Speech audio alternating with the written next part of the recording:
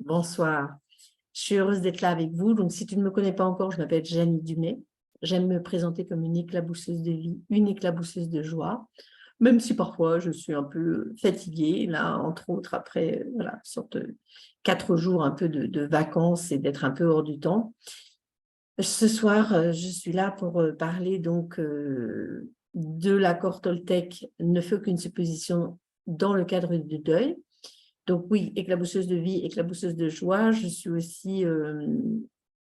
suis là pour que tu puisses transcender les intensités de la vie, en particulier le deuil, et spécifiquement le deuil d'un enfant, parce que c'est ce que je traverse depuis presque 3 ans, et aussi parce que je suis healer, c'est-à-dire fée, sorcière, magicienne, guérisseuse, pardon, et j'ai cette capacité à activer en fait des espaces vibratoires qui te permettent d'accéder à autre chose, à d'autres niveaux ou en tout cas à d'autres espaces de conscience et de lumière pour que tu puisses arriver à vraiment une paix, une sérénité, une joie et à transformer en fait ce que j'appelle le crapaud de la vie, cette mort, ce deuil d'une mort précoce en un cadeau, en quelque chose voilà, qui peut t'apporter des merveilles et qui peut te faire euh, grandir, qui peut te permettre voilà, vraiment de t'ouvrir à de nouvelles choses. En fait, que cette mort soit le terreau fertile pour de nouvelles vies, pour de nouveaux projets, pour autre chose, et pour aller explorer vraiment tous les espaces de conscience. Pas seulement voilà, cette réalité terrestre, mais vraiment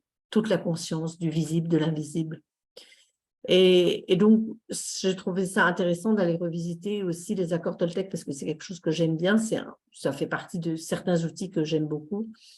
Et c'est de se dire comment est-ce que ça, je peux le vivre dans le cadre d'un deuil précoce, enfin, en tout cas d'une mort précoce, donc d'un deuil, voilà, bon, c'est jamais, on prévoit rarement le moment de sa mort, enfin la mort des proches, et parfois elles viennent nous surprendre dans des moments vraiment euh, on va dire très, voilà, ce que j'appelle précoce, c'est-à-dire plus jeune, comme la mort d'un enfant, ou voilà, peut-être, il n'y a pas d'âge en fait pour que ce soit précoce, mais bon, de toute façon, c'est parfois beaucoup trop tôt pour ceux qui restent en tout cas, même si c'est le juste moment pour ceux qui s'envolent, pour ceux qui transitionnent. Et donc, dans ce sens-là, qu'est-ce que devient l'accord Toltec? Ne faire aucune supposition, puisque j'ai déjà fait une vidéo sur ne prends rien personnellement, ne rien prendre personnellement dans le cadre du deuil, voilà, dans le cadre d'une mort. Et après, on a fait que ta parole soit impeccable. Donc là, c'est aller voir, ne fais aucune supposition. Donc, ça va dans plein de choses. En fait, c'est ne faire aucune supposition sur le futur, mais c'est aussi ne faire aucune supposition sur ce qui aurait pu être, sur le passé, c'est-à-dire aller redessiner le passé. Et dans le cadre du deuil, je trouve que ça s'applique vraiment bien parce que souvent, pour ceux qui restent, et en tout cas en tant que parent, quand ton enfant meurt, il y a très souvent de la culpabilité, mais ça peut être aussi pour un conjoint, ça peut être aussi pour des amis, même pour les parents, de se dire, mais j'ai pas été là, si j'avais su, j'aurais fait ci, si j'avais su, j'aurais fait ça. Donc tout ça, en fait, ça fait aussi partie des suppositions. C'est des suppositions sur le passé, c'est des suppositions sur ce qu'on aurait pu faire, c'est surtout ces conditionnels euh, euh, qui essayent d'aller revisiter pour se dire peut-être que ça n'aurait pu ne pas arriver, sauf que factuellement, c'est arrivé. Cette personne n'est plus là physiquement. Donc, aller ressasser tout le temps de se redessiner des scénarios pour aller essayer de redessiner le passé et de se dire ça aurait pu se passer autrement, j'aurais pu faire ci autrement, j'aurais dû être plus proche, j'aurais dû lui dire ci, j'aurais dû lui dire ça, j'aurais pas dû, enfin voilà. Tout ça, c'est lâcher tout ça. Donc, ce que je vous invite en fait à faire, c'est vraiment lâcher tout ça et de se dire, OK, si j'étais capable de faire aucune supposition là, si j'arrêtais en fait toute cette torture mentale, en fait, c'est la torture mentale, hein, la culpabilité, le regret, euh, qui est assez fréquent pour les parents, en tout cas, voilà, avec nos enfants, on a tendance à vouloir toujours donner le meilleur, hein, c'est OK. Et d'ailleurs, ça, c'est le dernier accord Toltec qu'on verra prochainement, c'est fais toujours de ton mieux. Mais là, c'est ne faire aucune supposition sur ce qui aurait pu être. Et aussi ne faire aucune supposition sur ce qui pourrait être. Donc, voilà. Juste aller voir dans le passé, en fait, c'est juste se poser la question, si j'arrêtais, en fait, de faire toutes ces suppositions qui m'amènent finalement au regret, à la culpabilité, et forcément avec ça, à la colère, à la honte, à la tristesse, à la douleur, à encore plus de douleur, à encore plus de souffrance, parce qu'on se torture encore plus. Déjà, la personne n'est plus là physiquement, c'est pas la peine d'aller s'en rajouter, en fait. Et Et c'est peut-être de se dire, voilà, l'autre accord Toltec, j'ai fait de mon mieux au moment où j'ai pu. Et chacun a fait de son mieux aussi. Peut-être aussi, c'est ne pas faire de suppositions sur ce que voilà, le médecin n'a pas fait. Voilà, si l'enfant était victime d'un accident, si la personne a été victime de malveillance, etc. Donc, c'est arrêter aussi de faire des suppositions et de se dire maintenant, qu'est-ce qui est possible? En fait, c'est d'être là maintenant au moment présent. Parce qu'en fait, faire des suppositions et être tout le temps dans les suppositions, ça nous ramène soit dans le passé, soit ça nous amène dans le futur, soit dans un futur hypothétique. Et ça nous empêche d'être dans l'instant présent. Donc finalement, ne pas faire de suppositions, c'est vraiment être dans l'instant présent. Donc, qu'est-ce qui est là maintenant dans l'instant présent? Qu'est-ce que tu ressens? Qu'est-ce que je ressens? Tu vas se poser cette question-là, en fait. Ne plus être dans la supposition. Qu'est-ce qui est là maintenant? Et qu'est-ce qui est possible maintenant, factuellement? Qu'est-ce qui est possible là? Qu'est-ce qui est possible pour maintenant, pour moi, pour celui qui est mort, et pour le futur? Qu'est-ce qui est possible pour nous? Qu'est-ce qui est possible pour le monde? Donc, aller vers ça, en fait. Et lâcher les suppositions. Et après, il y a aussi toutes les suppositions. On peut lâcher les suppositions sur qu'est-ce qui se passe maintenant. Donc, bien sûr, on peut être dans les suppositions. Ah, mais de toute façon, il ne se passe plus rien, il est mort, il se passe rien, je ne le capte pas, je ne sais pas où il est, de toute façon, c'est fini, c'est foutu, j'ai plus de contact avec lui. Donc, en parlant de la personne morte, mais en fait, non, c'est justement arrêter de faire ces suppositions-là et de se poser la question, mais en fait, qu'est-ce qui est possible maintenant pour moi pour entrer en communication? Donc, ce que j'appelle, c'est la communication-communion, en fait, avec ces personnes envolées, transitionnées, avec ces personnes mortes, décédées. Tu peux utiliser le mot que tu veux, ça n'a aucune importance, mais juste te poser la question, qu'est-ce qui est possible comme ça maintenant pour créer vraiment, je dirais, pour créer cette nouvelle relation, pour créer ce nouveau lien, mais c'est même plus de la relation, c'est vraiment de la communion, pour être en communion, en fait, avec cette personne qui n'est plus là physiquement, mais dont l'être est peut-être quelque part. Donc, arrêtez de faire des suppositions sur où elle est et plutôt demander, en fait, qu'est-ce que je sais, qu'est-ce que je perçois, et puis surtout, s'adresser à la personne envolée et lui demander, mais montre-moi, dis-moi, parle-moi à ta manière, à toi, et fais que ce soit facile de comprendre, et donc ne pas faire aussi la supposition qu'il n'y a que quelqu'un d'initié, qu'il n'y a que quelqu'un qui soit un médium, vous n'avez pas les capacités pour entrer en lien avec des personnes sans corps, avec des entités. Donc, faire aucune supposition en fait, sur vos capacités aussi à entrer en lien avec l'invisible, à entrer en lien avec l'au-delà. Voilà, aucune supposition. Et aussi, aucune supposition sur peut-être d'autres personnes. Voilà, par exemple, pour moi, ça passe énormément par l'écriture on va dire semi-automatique, intuitive, si ça doit être décrit comme ça, mais d'abord, de faire aucune supposition sur comment ça doit se présenter, comment cette communication doit se faire, si c'est par le biais d'images, de visuels, si c'est par le biais de quelque chose qu'on va entendre, des odeurs, des signes qu'on va recevoir, qui vont être peut-être des choses, je sais pas, des appels qu'on va recevoir, une musique qu'on va entendre, il y a toutes ces choses-là, en fait. Donc, ne faire aucune supposition sur la forme que ça doit prendre, en fait, cette communication, communion avec l'être envolé. Et puis, il y a aussi tout ce volet de faire aucune supposition par rapport à l'entourage, par rapport aux autres, par rapport à ce que les gens pensent sur nous, comment ils peuvent nous aider ou pas. En fait, il y a aussi là-dedans, on peut appliquer ça, en fait, c'est de se dire, mais oui, de toute façon, personne ne me comprend. Personne ne peut me comprendre, c'est trop difficile, mais ça, ce sont des suppositions. Donc, lâcher ça aussi, en fait. Lâcher,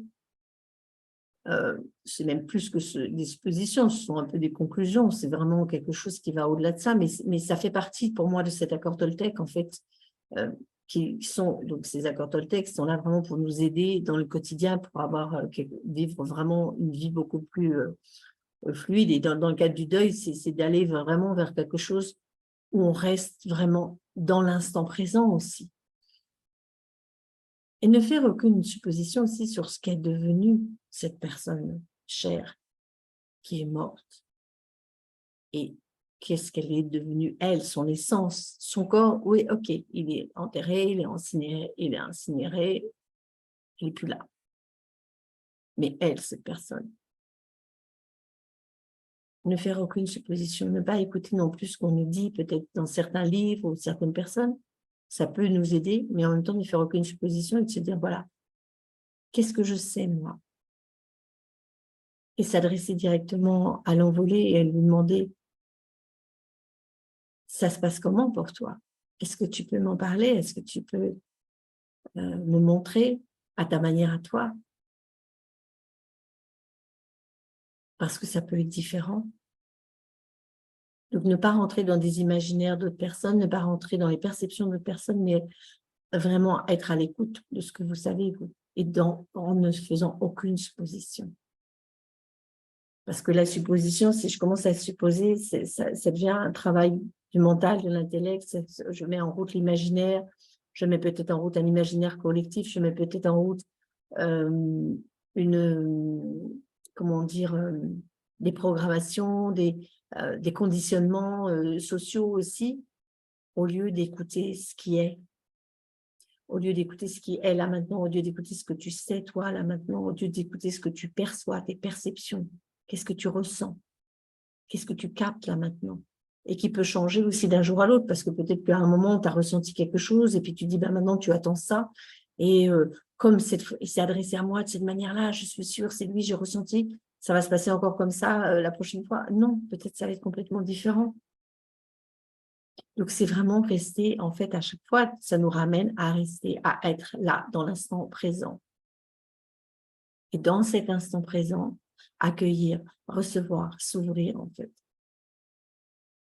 Sans supposition, sans supposer que ça doit se passer comme ça, sans tous les présupposés de ce que les autres ont pu vivre, nous dire, inculquer. Non. Ça rejoint, en fait, quand je parle donc dans le cahier des questions qui va être publié ce soir ou demain, enfin à l'heure où je parle, en tout cas aujourd'hui, 10 juillet 2023. Si vous écoutez ça plus tard, ce sera différent. Cet espace du silence, en fait, où je parle de cet espace que j'ai ouvert pendant le deuil de mon fils, enfin, juste vraiment après sa mort, et qui continue à s'ouvrir et s'expanser depuis. Et un des principaux, c'est vraiment l'espace du silence. Donc, c'est ce silence, c'est faire taire, en fait, toutes ces suppositions, tout ce qui se dit, toutes ces définitions, tout ce qui est véhiculé, en fait, dans le collectif, tout ce qui est véhiculé depuis des générations aussi, sur la mort, sur l'invisible, sur l'au-delà, sur ce qui se passe après, sur l'après, sur... Lâcher ça, être dans cet espace de silence, c'est-à-dire un espace comme vierge, neutre, qui est capable de recevoir, qui est capable d'accueillir, qui peut accueillir ce qui est. Mais pour ça, c'est entrer dans l'espace du silence. Donc, c'est ça, en fait, l'espace du silence, ne faire aucune supposition. Je n'avais pas forcément fait le rapprochement. Là, je le fais. C'est vraiment important. Si je fais silence de tout ce verbiage, de tout cette machine infernale du mental qui est là, échafaude des plans et qui se torture, si je le fais taire, si je me mets en silence par rapport à ça et que j'écoute le silence, que j'écoute dans le silence, que j'entre en silence. Qu'est-ce que j'entends? C'est là que je vais pouvoir entendre l'invisible, c'est là que je vais pouvoir entendre ce que je sais, c'est là que je vais pouvoir entendre ce qui est. Donc, ne faire aucune supposition sur ce qui est là maintenant. Et avant, bien sûr, aller nettoyer aussi toutes les suppositions qu'on peut faire sur, on va dire, les suppositions où on revient en fait dans le passé pour se dire, ben oui, parce que j'aimerais bien par moment rembobiner la bobine et de se dire, ben non, le film, il aurait pu être autrement, et voilà, mon aimé, il pourrait être encore là, mon enfant, mon conjoint, mes parents, il n'est pas là. Il n'est pas là physiquement.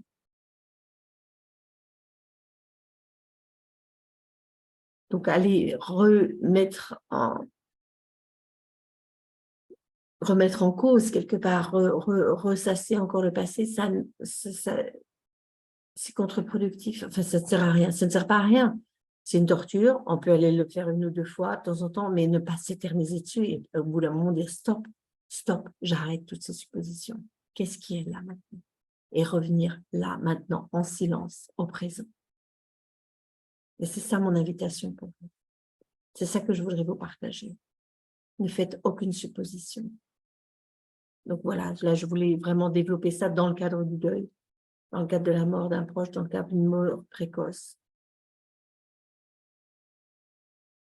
Et ne pas faire de suppositions sur ce qui n'est pas non plus, sur ce qui n'a pas été, mais sur ce qui est là, maintenant. Être avec. Pas de supposition sur ce qui est non plus, être juste avec ce qui est là, maintenant. Et après, bon, questionner. Qu'est-ce qui est possible? Questionner les possibilités. Ça, c'est un autre espace, l'espace des questions dont je parle aussi dans le cahier des questions.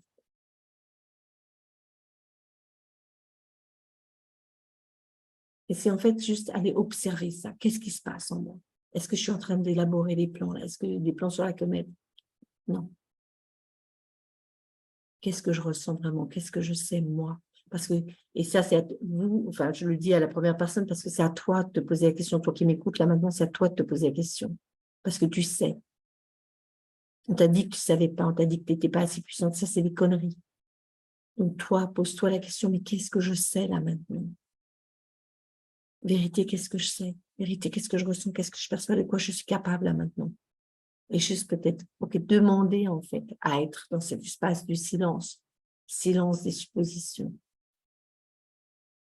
Silence des fausses croyances. Et sois là avec ce qui est maintenant et avec qui tu es toi maintenant.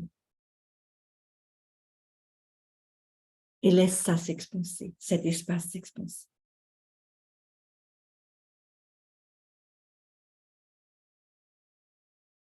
Et c'est pour ça que j'ai aussi créé l'offre des 7 espaces du deuil, en sachant que les 7, ce n'est pas exclusif, il y en a bien sûr d'autres. Voilà, qui est une offre que je lance cet été, là, 2023, et qui va durer dans le temps, je l'espère. Qui est une offre d'accompagnement individuel pour aller visiter les 7 espaces du deuil, pour pouvoir vraiment transcender cette mort, pour pouvoir passer à autre chose que la douleur, mais à la douceur. Pour lâcher les pleurs, pour lâcher les peurs. Et avancer vraiment vers de la sérénité, de la paix, de la joie, de la gratitude, de la douceur.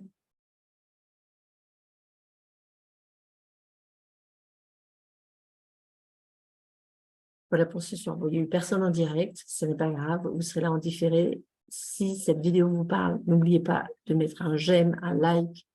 N'oubliez pas de partager pour des personnes qui pourraient en bénéficier ou pour que ce serait vraiment une contribution. Et puis, envoyez-moi un message, soit en commentaire, soit en MP, si vous voulez en savoir plus sur l'offre de cet espace du deuil. Si vous avez d'autres idées pour les thèmes de vidéos hebdomadaires. Et voilà, si vous avez d'autres choses à partager, si vous avez lu mes livres, si vous voulez en parler, voilà, si vous avez une question, avec plaisir, je me fais un plaisir d'y répondre. Je vous souhaite une très belle continuation. Et vraiment, je vous envoie beaucoup d'amour et de bienveillance. Et vous n'êtes pas là sur Terre pour souffrir. On est là pour créer quelque chose vraiment de joyeux, de merveilleux pour nous et pour le monde. Donc, posez-vous la question, qu'est-ce qui est possible là maintenant?